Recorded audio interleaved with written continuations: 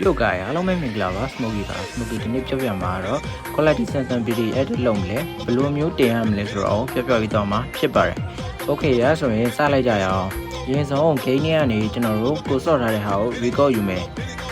record ယူပြီးသွားပြီဆိုရင်ကျွန်တော်တို့ CapCut ထဲကိုသွားမယ် CapCut ထဲကိုသွားပြီးတော့ကျွန်တော်တို့မလိုချင်တဲ့အပိုင်းတွေကို edit လုပ်မယ့်အပိုင်းတွေကိုဖြတ်ညက်ကလုပ်မယ်အဲ့ဒါပြီးသွားပြီဆိုရင်ကျွန်တော်တို့ live motion တွေကိုသွားမယ်ကျွန်တော်တို့က6ချိုး16ကိုသုံးမှဖြစ်တဲ့အတွက်6ချိုး16ကိုရွေးမယ်ပြီးရင်ကျွန်တော်ခုနပြသလို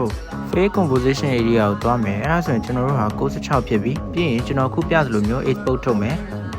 ကျွန်တော်ပြလို့ export ထုတ်ပြီးရင်အဝင်ထဲကိုသွားမယ်ပြီးရင် image quality ကိုရွေး ultra HD ကိုရွေးပြီးသွားပြီးရင်ကိုခုနလောက်ထားတဲ့ဗီဒီယိုကိုနှိပ်ပေးပါပြီးရင် export ထုတ်ပြီးရင် live motion link ကို down မယ် live motion link ကို down တာကတော့လူတိုင်း down တတ်မယ်ထင်ပါတယ်အဲ့ဒါကတော့ကျွန်တော်ထူထူတူတူပြောပြမနေတော့ပါဘူး down ပြီးသွားလို့ရှိရင်ကျွန်တော်တို့ live motion ကိုဝင်မယ်ဒေါင်းထားတဲ့ဟာကိုနှိပ်မယ်အဲ့မှာ8စက္ကန့်ဖြစ်နေတယ်ကျွန်တော်တို့ခုနကလောက်ထားတဲ့ဟာက18စက္ကန့်ဒါဆိုရင်ကျွန်တော်တို့ဘယ်လိုမျိုးလောက်ကြမလဲအဲ့ဒါစိတ်မပူပါနဲ့တကယ်တော့လွယ်လွယ်လေးပါကျွန်တော်တို့လောက်ထားတဲ့ဟာလင်ထဲကိုဝင်မယ်ဝင်ပြီးရင်အပေါ်ဆုံးဟာတွေ CC တွေတခြား group တွေကိုခြံထားခဲ့မယ်ပေါ်ဆုံးကနေပြီးတော့အောက်ဆုံးထီကို select နှိပ်ပြီးတော့တောက်လျှောက်ရွေးသွားပါမယ်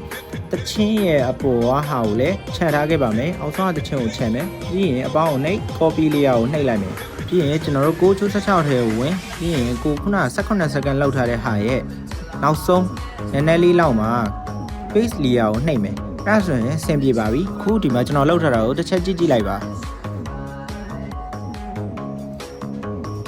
Okay အဲ့လို့ဆိုရင်ဆင်ပြေပါပြီ result လေးကဘယ်လိုမျိုးထွက်မလဲကျွန်တော်တို့သွားကြည့်လိုက်အောင်